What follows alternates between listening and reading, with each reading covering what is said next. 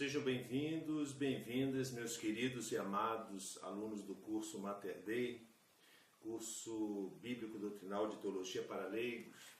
Nós vamos hoje dar continuidade ao nosso módulo 10º, a sexta aula.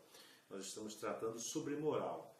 Então vamos dar a sequência dos nossos estudos. Em nome do Pai, do Filho e do Espírito Santo. Amém. Senhor Deus, fazei que nós, vossos filhos, que buscamos conhecer mais os vossos ensinamentos, cresçamos na nossa fé e no vosso conhecimento, para que possamos adorar-vos e amar-vos como vós mereceis. Por nosso Senhor Jesus Cristo, vosso Filho, na unidade do Espírito Santo. Amém. Em nome do Pai, do Filho e do Espírito Santo. Amém. Hoje, então, nós vamos falar sobre a lei moral. Nós estamos estudando desde esse começo desse módulo sobre moral. Nós falamos sobre vários assuntos tocante a isso, a moral cristã, e agora nós vamos falar sobre a questão da lei moral. Neste vídeo nós vamos falar sobre a lei moral, a lei eterna e a lei natural. Então vamos falar primeiro assunto dessa aula, a lei moral. O que é a lei moral? Bem, antes de mais nada, nós temos que ver a existência da lei moral. Foi visto que um ato determinado ele é bom ou ele é mau, conforme o que? O objeto, a finalidade e a circunstância. O objeto, a finalidade e as circunstâncias. São os três elementos que vão definir se um ato é bom ou ele é mau. Mas qual o critério para definir a bondade ou a malícia de um ato? Qual o critério? Bem, a resposta é a lei moral, que é a que regula e mede os atos humanos ao seu fim último. Ou seja, o critério para saber se um ato é bom ou um ato é mau é a lei moral, que vai medir e regular os atos humanos em ordem ao seu fim último. Qual é o fim último? É Deus. Vejam bem, a retidão de um ato nos é dada por dois elementos. Quais são esses elementos que nos dão uma virtualidade da bondade de um ato? A retidão dele. Primeiro, um ato exterior ao homem, que é a lei, e outro interior, que é a consciência. Assim, a bondade, vejam bem, será em conformidade ou desconformidade de um ato com a lei e com a consciência. A conformidade ou desconformidade de um ato com a lei moral constitui bondade ou malícia material. E em relação à consciência, a bondade ou a malícia nós consideramos formal. De acordo com isso, nós podemos ver o seguinte. Primeiro, material e formalmente bom. Quando ele é moral e formalmente, material e formalmente bom.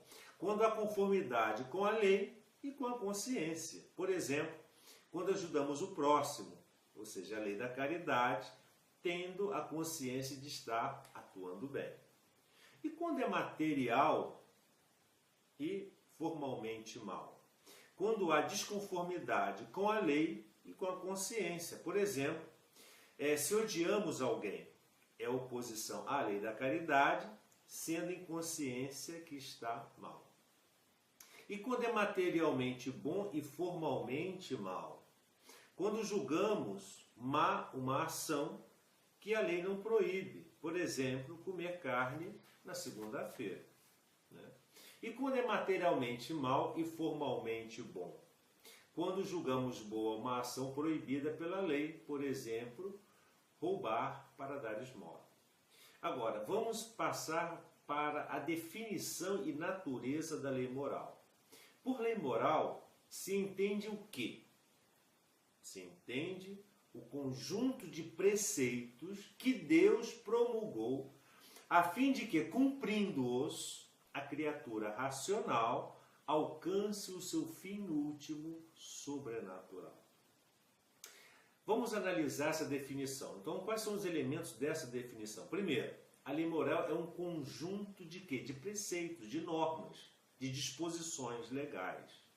Não é somente uma atitude ou uma decisão genérica de agir de acordo com a opção de Cristo, mas sim a decisão de cumprir na prática preceitos concretos derivados, embora de preceito fundamental, do amor de Deus. Segundo na análise, segundo elemento, além de ser um conjunto de preceitos, ela é o quê? Foi promulgada por Deus.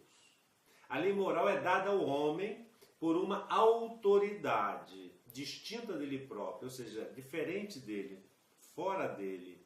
Não é o homem que cria a lei moral, mas esta é objetiva e tem Deus por autor. E o terceiro ponto dessa análise, dessa definição, o objeto próprio da lei moral é mostrar ao homem o caminho para atingir o seu fim sobrenatural eterno. Não pretende indicar metas temporais ou finalidades terrenas. Não. Nosso objetivo é em ordem ao fim sobrenatural eterno. Aí podemos perguntar, a lei moral é exclusiva da criatura racional? Bem, o homem, quando analisa com a sua razão, a sua própria natureza, descobre esses princípios que lhe regem a vida moral. Fica também a saber que tais princípios são próprios apenas dele, que o distinguem claramente de outras criaturas e que, portanto, a lei moral só pode ter origem na própria natureza racional. Então, a lei moral não surge no mundo físico inanimado, pois está completamente sujeito o quê? À necessidade física, e nele não há liberdade. Segundo, a lei moral tampouco se encontra no mundo animal e racional, porque os animais não são nem bons nem maus, atuam naturalmente por instintos. E terceiro, a lei moral só se revela na criatura racional, quando a vemos dotada de inteligência e de vontade livre. Pela lei moral, ela sabe que nem tudo que fisicamente se pode fazer, se deve fazer. Agora, quais são os preceitos que integram a lei moral? Bem, os preceitos que integram a lei moral contêm-se na lei eterna, na lei natural, né? Na lei positiva e nas leis humanas, que podem ser eclesiástica ou civil. Vamos primeiro ver a questão da lei. Qual é a definição e divisão da lei? Bem, a lei, segundo Santo Tomás de Aquino, ele diz o seguinte, na sua definição clássica: lei é a ordenação da razão dirigida ao bem comum, promulgada por quem tem autoridade. Analisando, encontramos elementos desta definição. Quais são os elementos dessa definição de Santo Tomás de Aquino? Primeiro, a ordenação, ou seja, ela tem força obrigatória, ela é cogente. Segundo, é da razão, não é fruto do capricho da pessoa. Terceiro, é dirigida ao bem comum, não ao bem particular, individualista. Ela é promulgada, ou seja, para ter força obrigatória. E quinto, por quem tem autoridade e não por um qualquer. Para que a lei obrigue aos homens, tem de reunir algumas condições. Quais são? Em concreto, deve ser possível. Uma lei, para ser cumprida, ela tem que ser possível, ou seja, física e moralmente, para o comum dos súditos. Segundo, ela tem que ser honesta, sem oposição alguma às normas superiores. Em última análise, tem que estar concorde com a lei divina. Terceiro, ela tem que ser útil para o bem comum, embora possa prejudicar alguns particulares. Ela tem que ser justa, conforme a justiça comutativa e distributiva. E ela tem que ser promulgada, ou seja, tem que chegar ao conhecimento de todos e de cada um dos súditos. Agora, em relação à divisão da lei, o que mais nos interessa depende do autor que a promulga. Então, se o autor é Deus, chama-se o quê? lei divina e pode ser eterna, ou seja, encontra-se na mente divina. Ela pode ser natural, ou seja, a lei divina impressa no coração dos homens, e ela pode ser positiva, ou seja, lei divina contida na revelação. Agora, se o autor da lei é o homem, é lei humana, não pode ser divina. E ela pode ser eclesiástica ou civil. Agora vamos ver umas noções gerais sobre a lei.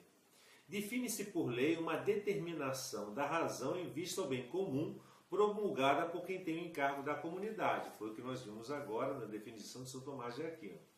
E a partir dessa definição, nós podemos dizer que já estava por nós debatida aqui, podemos analisar que a lei é uma determinação, uma ordem, e não um simples conselho. É da razão, ou seja, deve proceder da inteligência capaz de conhecer os valores. E bem comum, a lei deve ter por objetivo o bem da comunidade a que ela se destina. E por quem tem o encargo, ou seja, só tem força de lei, as ordens da autoridade legítima.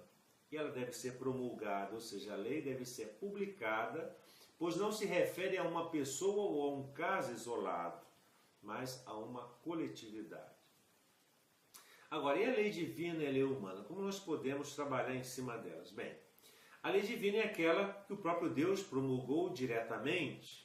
Já a lei humana é aquela que os homens promulgam no exercício da autoridade que Deus lhes transmite.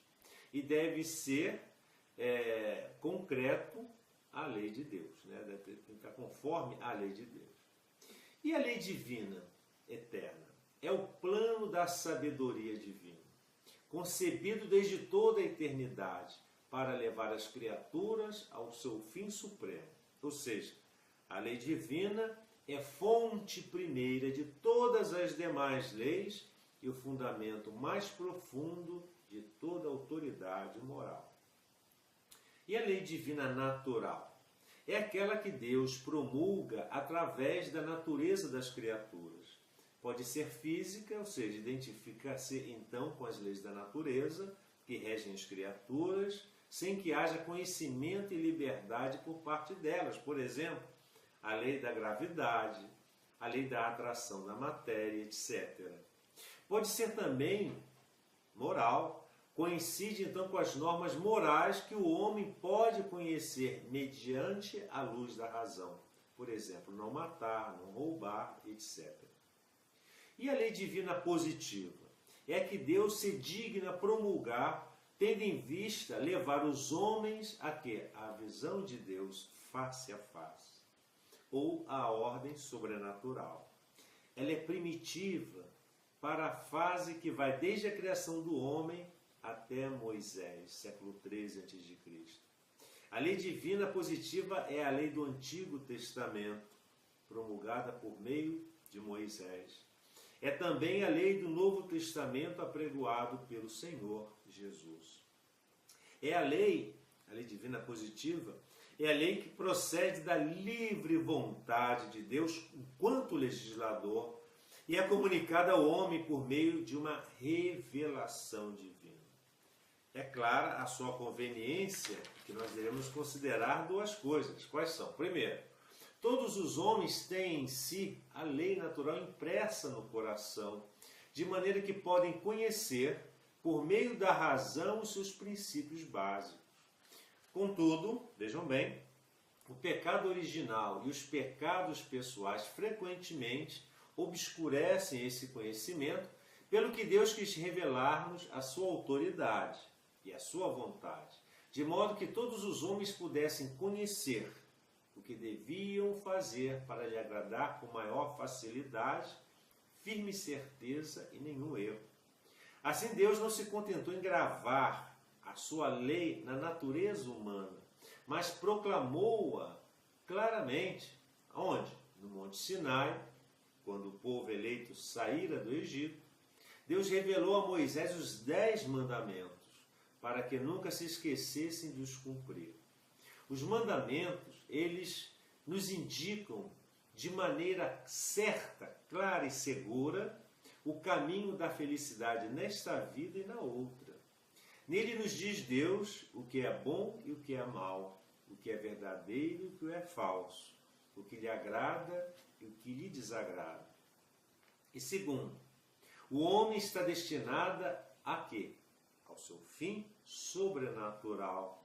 E para se dirigir a ele, a esse fim sobrenatural, ele deve também cumprir, com a ajuda da graça, outros preceitos além dos naturais. Por isso, Jesus Cristo levou à perfeição a lei que Deus ditou a Moisés, lá no Sinai, quando a si mesmo se deu como caminho e modelo para alcançar esse fim a que nos chama. Essa perfeição que Cristo trouxe à terra revela-se principalmente no mandamento do amor. Em primeiro lugar, o amor a Deus, com todo o coração, com toda a alma, com toda a mente, com todas as forças. E em segundo lugar, o amor aos outros, como Deus nos amou. Logo, efetivamente, meus caros alunos e alunas, Deus nos revelou leis em 3 períodos da história. Quais são esses 3 períodos? O primeiro é os patriarcas, desde Adão até a saída do povo hebreu do Egito. A segunda, no segundo período, ao povo eleito, sobretudo por intermédio de Moisés, com aquelas leis recolhidas em alguns livros do Antigo Testamento. E o terceiro período, no Novo Testamento, que contém a lei evangélica. Algumas leis positivas dos 2 primeiros períodos foram depois abolidas pelo próprio Deus, já que eram meramente circunstanciais, ao passo que a lei evangélica é definitiva e, embora tenha sido dada de modo imediato para os cristãos, diz respeito diretamente a todos os homens. Então nós vimos a lei divina, agora nós vamos falar sobre a lei humana. A lei humana, como nós vimos, é aquela que é promulgada pelos homens. E elas dividem-se em a lei humana eclesiástica e a lei humana civil. O que é a lei humana eclesiástica? É aquela que a igreja, como mãe e mestra, promulga para dar maior precisão à lei de Deus, seja natural, seja positiva. E a lei humana civil é aquela que é o direito que o Estado sanciona para assegurar a reta ordem entre os homens de cada país. Logo, as leis humanas obrigam em consciência. E, para tanto, são os seguintes critérios para obrigar em consciência. Primeiro, todas as leis justas obrigam em consciência. Com efeito, pelo fato mesmo de serem justas, são eco, o quê? Da lei de Deus. Segundo, as leis que preceituam o impossível não obrigam. O impossível é aquilo que supera a capacidade física ou psíquica de alguém. Assim, por exemplo, o pagamento de impostos em alguns casos. Terceiro, as leis injustas não obrigam em consciência, pois carecem do fundamento mesmo da obrigatoriedade que é a justiça. É injustiça, portanto, a lei, quando o legislador ultrapassa os limites da sua competência. E quarto, as leis desonestas também não obrigam em consciência. Em outras palavras, a lei que obrigue a lei moral, a algo moral, não tem valor, pois todas as leis devem estar subordinadas à moral. As leis humanas recebem da lei de Deus a sua obrigatoriedade. Por conseguinte, não podem forçar alguém a algo que a lei de Deus proíbe. E essa interpretação da lei, como nós podemos entender essa questão da interpretação? Bem, muitas vezes as leis podem deixar dúvidas quanto ao seu sentido e alcance, ainda que o legislador se esmere por redigi-las com clareza. E em tais circunstâncias necessitam que dê interpretação. Dessa forma, quais são os tipos de interpretações? Aí existe a interpretação autêntica, que é proveniente do próprio legislador, do seu sucessor ou do seu porta-voz. E existe a interpretação doutrinária, devida aos juristas que conhecem a ciência do direito, analisam o texto da lei, seu contexto, os lugares paralelos a origem e a motivação da lei. O costume, né, pode ser valioso para interpretar a lei, mas para que o costume possa obter força de lei, requer-se algumas condições. Quais são essas condições? Primeiro, que seja razoável e lícito, não suscite problemas sérios e contribua realmente para o bem comum. Segundo, não seja impugnado ou contraditado pelo legislador. Na verdade, é o consentimento do legislador que vai conferindo ao costume a força da lei. E um costume perde o seu valor legal desde que a autoridade o condene. E terceiro, o costume deve estar em uso desde certo tempo, antes que possa ser levada à categoria de lei. Ela tem que ser preexistente, né, a lei. O que é epiqueia? Já ouvimos falar em epiqueia. O que significa isso? Epiqueia é a virtude que interpreta as leis, seguindo não a letra, mas o espírito da mesma. Supõe que o legislador, ao redigir a lei, não tenha podido prever todos os casos relacionados com a matéria em pauta da lei. Por conseguinte, observar cegamente a letra da lei poderia ser mesmo contrário à intenção do legislador. Por isso que o súdito, apelando para a sua prudência, decide proceder diversamente do que a lei manda, mas certamente de acordo com a intenção do legislador.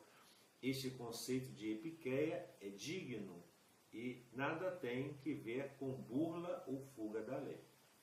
E quando há cessação da obrigação legal? Bem, pode ser através da impossibilidade física ou moral do súdito.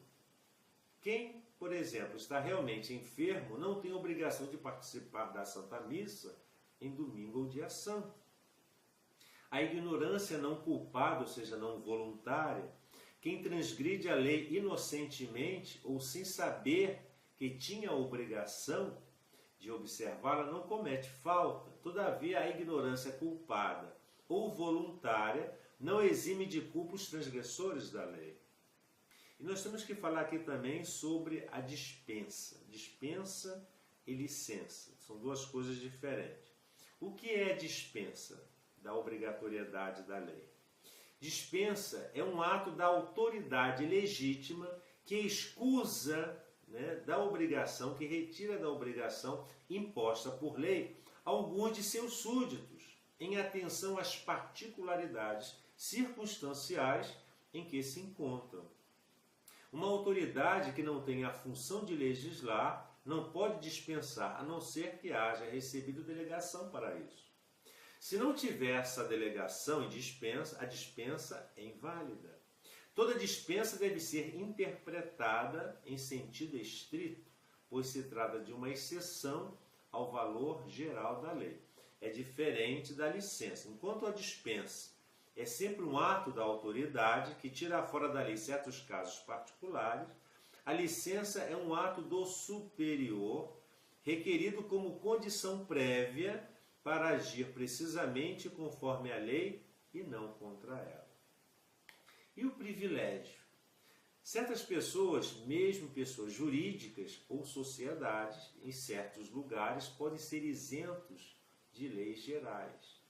Na igreja, isto ocorre principalmente em território de missões, onde o cumprimento das normas universais se torna difícil. Todavia, tanto os privilégios como as dispensas devem ser atentamente ponderados pela autoridade, pois podem prejudicar o bem comum ou mesmo o bem das pessoas pretensamente beneficiadas. E, por fim, a lei eterna. Nós vamos falar, em terceiro lugar, a lei eterna. O que é a lei eterna? Ao contemplarmos as coisas criadas, observamos as coisas que elas seguem leis naturais, as coisas criadas. A terra gira em torno do sol, as plantas dão flores na primavera, o homem sente remorsos quando faz algum mal, etc. Esse ordenamento a leis naturais não acontece por casualidade, antes está perfeitamente pensado pela sabedoria de Deus. Deus ordenou todas as coisas de modo que cada um cumpra uma finalidade. Os minerais, as plantas, os animais e o homem. Como esta ordem é pensada e projetada só por Deus, desde toda a eternidade, recebe o nome de lei eterna. Então, qual é a definição de lei eterna? Segundo Santo Agostinho, ele define a lei eterna como a razão e vontade divinas que mandam e proíbem alterar a ordem natural. E também Santo Tomás de Aquino define a lei eterna como o plano da divina sabedoria que dirige todas as ações e movimentos das criaturas em ordem ao bem comum de todo o universo. Logo, a lei é eterna porque é anterior à criação. E é lei porque é ordenação normativa que a inteligência divina faz para o reto ser de tudo que existe. E quais são as propriedades da lei eterna? Bem, primeira coisa, ela é imutável. E é imutável por identificação com o entendimento e a vontade de Deus. Embora o seu conhecimento pelo homem seja mutável, ou seja, que ela muda pelo conhecimento do homem, uma vez que este não entende e não conhece inteiramente em si mesma como Deus e os bem-aventurados no céu, mas por uma certa participação nas coisas criadas. A lei eterna ela é norma suprema de toda a moralidade, e, consequentemente, todas as restantes leis serão leis na medida em que reflitam fielmente, ou seja, nenhuma lei pode ser justa ou racional se não estiver em conformidade com a lei eterna. Ela é universal, ou seja, uma vez que todas as criaturas lhe estão sujeitas, umas de modo puramente instintivo, enquanto dirigidas pela própria natureza, né, e a atuar de determinada maneira. Outras, as criaturas livres por submissão voluntária. E agora, por fim, nós vamos falar um pouco sobre a lei natural. Entende-se por lei natural a própria lei eterna enquanto participada na criatura racional. Repetindo, entende-se por lei natural a própria lei eterna enquanto participada na criatura racional. Como assim? Vejam bem, os minerais, as plantas e os animais obedecem sempre à lei de Deus, pois são guiados por leis físicas e biológicas. Mas ao homem, Deus deu inteligência para conhecer a sua lei, que dentro de si mesmo descobre. E essa lei, gravada por Deus no coração do homem, chamamos de lei natural, que obriga a todos os homens de todos os tempos. Por isso, Santo Tomás diz ele que a lei natural não é senão a participação da lei eterna na criatura racional. Ao criar o homem, Deus dota-lhe a natureza de uma ordenação concreta que lhe possibilite conseguir o fim para o qual foi criado. Por exemplo, assim como há normas de funcionamento para o fabrico de um refrigerador, para se conseguir que seja a sua função de refrigerar, não refrigerador, assim Deus imprime em toda a natureza humana as normas por que deve proceder para atingir o seu fim último. Portanto, só pelo fato de nascer, o homem é súdito dessa lei, que ainda que as feridas do pecado possam obscurecer o seu conhecimento. Por exemplo, os povos atrasados que permitem a poligamia, sacrifícios humanos, etc. Na sua epístola aos Romanos, São Paulo, com toda a clareza, ele fala sobre a lei natural. Ele diz o seguinte, carta aos Romanos, capítulo 2, versículo 14 a 15 e primeiro a versículos 20 seguintes. Ele diz o seguinte, efetivamente, quando os gentios que não têm lei, o apóstolo refere-se à lei mosaica, que só foi dada aos judeus, praticam naturalmente o que manda a lei. São para si mesmos lei e mostram a realidade da lei que está escrita no seu coração, testemunhando a sua consciência com os juízos que os acusam ou os defendem. Essa lei é a lei natural. Agora, qual o conteúdo da lei natural? Bem, debaixo do âmbito da lei natural recai tudo o que é necessário para conservar a ordem natural das coisas estabelecidas por Deus, e que pode ser conhecido pela razão natural, independentemente de toda e qualquer lei positiva. Quer dizer, a lei natural abrange todas aquelas normas de moralidade, tão claras e elementares, que todos os homens podem conhecê-las só com a sua razão.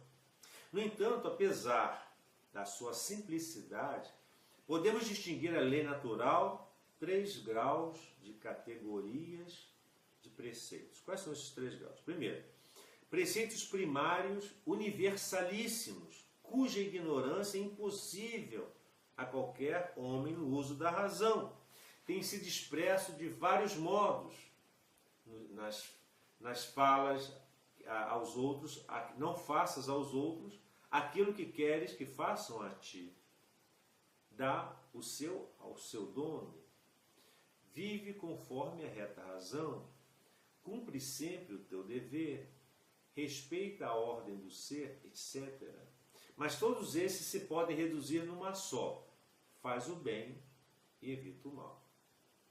Segundo, princípios secundários ou conclusões próprias, que brotam direta e claramente dos primeiros princípios e podem ser conhecidos por qualquer homem, quase sem esforço nem raciocínio. A este grau pertencem todos os preceitos do Decálogo. E terceiro, as conclusões remotas, que se deduzem dos princípios primários e secundários, mediante o raciocínio mais elaborado, por exemplo, a indissolubilidade do matrimônio e a ilicitude da vingança. E quais são as propriedades da lei natural? Bem, a lei natural ela tem a sua universalidade, a imutabilidade, não admite dispensa e a evidência. E sobre a ignorância da lei natural? Bem, é impossível a ignorância dos primeiros princípios, como nós vimos, em qualquer homem dotado do uso da razão. É impossível. Pode talvez enganar-se ao ajuizar do que é bom e do que é mal, mas não pode deixar de saber que o bom deve ser feito e que o mal deve ser evitado. Os princípios secundários ou conclusões próximas, que constituem grande parte os preceitos do Decálogo, podem ser ignorados, ao menos por algum tempo, embora sejam dedutíveis facilmente por um raciocínio simples. Pode suceder por força do ambiente social ou da ignorância que sejam desconhecidas algumas das consequências imediatas dos primeiros princípios da lei natural. Por exemplo, a malícia dos atos meramente internos, da mentira oficiosa para evitar algum desgosto, do perjúrio para salvar a vida ou a fama, do aborto para salvar a mãe, da masturbação, etc. Apesar de tudo, esta ignorância não se pode prolongar por muito tempo sem que o homem suspeite, por si mesmo ou por outrem, da malícia dos seus atos. E, por fim, as conclusões remotas, que pressupõem um raciocínio lento e difícil, podem ser ignoradas de boa fé, mesmo por longo tempo, sobretudo entre pessoas incultas, por exemplo, a malícia da suspeita temerária ou a omissão dos deveres cívicos. Então, aqui nós terminamos nesta nossa sexta aula, a questão da lei moral, da lei eterna divina, da lei natural. E agora, na próxima aula, na sétima aula desse módulo 10º, nós vamos falar sobre a lei divina positiva e sobre a consciência. São elementos básicos. Essas aulas, de fato, elas são muito profundas e muito, digamos assim, exigem muita concentração. Tudo isso está na nossa apostila. Não se preocupem, com a apostila em mãos, vocês vão poder rever, reler, refletir sobre essas aulas, esses conceitos, que são difíceis, de fato, de conter, de reter na memória, mas de fácil compreensão. Nós buscamos fazer isso de uma maneira muito fácil, didática, para que todos possam entender melhor a doutrina católica, a moral católica. Que o Senhor nos abençoe, guarde-nos de todo mal e nos conduza à vida eterna. Amém.